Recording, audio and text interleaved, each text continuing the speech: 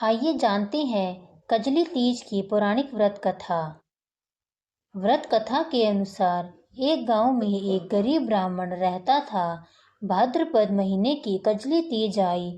जब ब्राह्मणी ने तीज माता का व्रत रखा, ब्राह्मण से कहा, आज मेरा तीज माता का व्रत है, कहीं से चने का सातू लेकर आओ। ब्राह्मण बोला, सत्तू कहाँ से लाऊं? तो ब्राह्मणी ने कहा कि चाहे चोरी करो, चाहे डाका डालो, लेकिन मेरे लिए सातू लेकर आओ। रात का समय था। ब्राह्मण घर से निकला और साहूकार की दुकान में घुस गया। उसने वहां पर चने की दाल, घी, शक्कर लेकर 1.25 किलो तोलकर सातू बना लिया और जाने लगा। आवाज सुनकर दुकान के नौकर जाग गए और जोर जोर से चिल्लाने लगे। साहूकार आया और ब्राह्मण को पकड़ लिया। ब्राह्मण बोला, मैं चोर नहीं हूँ, मैं एक गरीब ब्राह्मण हूँ। मेरी पत्नी का आज तीज माता का व्रत है, इसलिए मैं सिर्फ यह 1.25 किलो का सत्तू बनाकर ले जा रहा था। साहूकार ने उसकी तलाशी ली। उसके पास सत्तू के अलावा कुछ नहीं मिला। चांद निकल आया था। ब्राह्मणी इंतजार ही कर रही थी। साहूकार ने कहा कि आज से तुम्हारी पत्नी को मैं अपनी धर्म बहन मानूंगा। उसने ब्राह्मण को सत्तू, गहने, रुपए, मेहंदी, लच्छा और बहुत सारा धन देकर ठाठ से विदा किया। सबने मिलकर कजली माता की पूजा की। जिस तरह ब्राह्मण के दिन फिरे, वैसे सबके दिन फिरे एवं कजली माता की कृपा सब पर बनी रहे। आइए जानते हैं सातुड़ी तीज की संपूर्ण पूजा की विधि। सातुड़ी तीज पूजन की तैयारी। मिट्टी व गोबर से दीवार के सहारे एक छोटा सा तालाब बनाकर घी गुड़ से पाल बांधकर नीम वृक्ष की टहनी को रोप देते हैं। तालाब में कच्चा दूध मिश्रित जल भर देते हैं और किनारे पर एक दिया जलाकर रख देते हैं। नींबू, ककड़ी, केला, सेब, सातू, रोली, मोली, अक्षत आदि थाली में रख लें।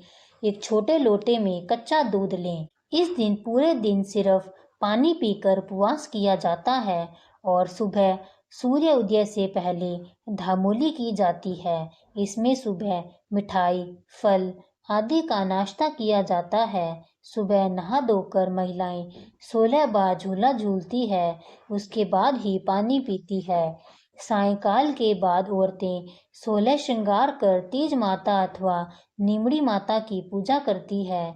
सबसे पहले तीज माता को जल के छींटे दें, रोली के छींटे दें व चावल चढ़ाएं। नीमड़ी माता के पीछे दीवार पर मेहंदी, रोली व काजल की 13-13 बिंदियां अपनी उंगली से लगाएं।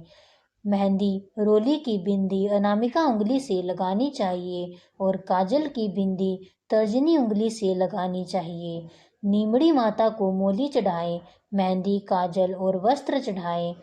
दीवार पर लगाई बिंदियों पर भी मेहंदी की सहायता से लच्छा चिपका दें। नीमड़ी को कोई फल, सातू और दक्षिणा चढ़ाएं। पूजा के कलश पर रोली से तिलक करें और लच्छा बांधें। किनारे रखे दीपक के प्रकाश में नींबू, ककड़ी, मोती की लड़, नीम की डली, नाग की नथ, साड़ी का पल्ला, दीपक की लो, सातू का लाडू आदि का प्रतिबिंब देखें और दिखाई देने पर इस प्रकार बोलना चाहिए, तलाई में नींबू दिखे, दिखे जैसा ही टूटे। इसी तरह बाकी सभी वस्तुओं के लिए एक एक करके बोलना चाहिए। इस तरह पूजन करके सातुड़ी तीज माता की कथा सुननी चाहिए, नीमड़ी माता की कथा सुननी चाहिए, गणेश जी की कहानी व लपसी तपसी की कहानी सुननी चाहिए। रात को चंद्र उदय होने पर चंद्रमा को अर्घ दिया जाता है। आइए जानते हैं चंद्रमा को अर्घ देने की विधि। चंद्रमा को जल के छींटे देकर रोली, मोली, अक्षत चढ़ाएं। फिर चांद को भोग अर्पित करें व चांदी की अंगूठी और आंखें हाथ में लेकर जल से अर्घ देना चाहिए। अर्घ देते समय थोड़ा थोड़ा जल चंद्रमा की मुख की ओर करते गिराते रहें। 4 बार एक ही जगह खड़े हुए घूमें, परिक्रमा लगाएं। अर्घ्य देते समय बोले, सोने की सांकली, मोतियों का हार, चांद ने अर्घ देता, जीवो वीर वरदार। सत्तू के पिंडे पर तिलक करे, वह भाई पति पुत्र को तिलक करे। पिंडा पति पुत्र से चांदी के सिक्के से बड़ा करवाएं, यानी जो आपने सत्तू का बड़ा सा केक बनवाया है उसे चांदी के सिक्के से पुत्र या पति को तोड़ने के लिए कहें। इस क्रिया को पिंडापासना कहते हैं। पति पिंडे में से 7 छोटे छोटे टुकड़े करते हैं। व्रत खोलने के लिए यही आपको सबसे पहले खाना होता है। पति बाहर हो तो सास या ननंद पिंडा तोड़ सकती है। सत्तू पर ब्लाउज रुपए रखकर बयाना निकालकर सासू जी के चरण स्पर्श कर उन्हें देना चाहिए। सास न हो तो ननंद को या ब्राह्मणी को दे सकते हैं। आंकड़े के पत्ते या सत्तू खाएं और अंत में आंकड़े के पत्ते के दोने में 7 बार कच्चा दूध लेकर पिएं। इसी तरह 7 बार पानी पिएं। दूध पीकर इस प्रकार बोले, दूध से ध्याई सुहाग से कोनी ध्याई। इसी प्रकार पानी पीकर बोलते हैं, पानी से धाई सुहाग से कोनी धाई। सुहाग से कोनी धाई का अर्थ है पति का साथ हमेशा रहना चाहिए, उससे जी नहीं भरता।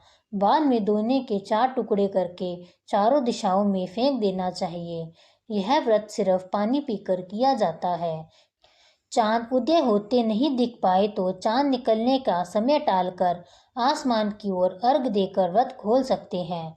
इस तरह तीज माता की पूजा संपन्न होती है। इस व्रत में गर्भवती स्त्री भी फलाहार कर सकती है। अगर आपको यह कथा अच्छी लगी हो तो कमेंट बॉक्स में जय कजली तीज माता की लिखना ना भूलें और मेरे चैनल को सब्सक्राइब करें, लाइक करें व सबके साथ शेयर करें। धन्यवाद।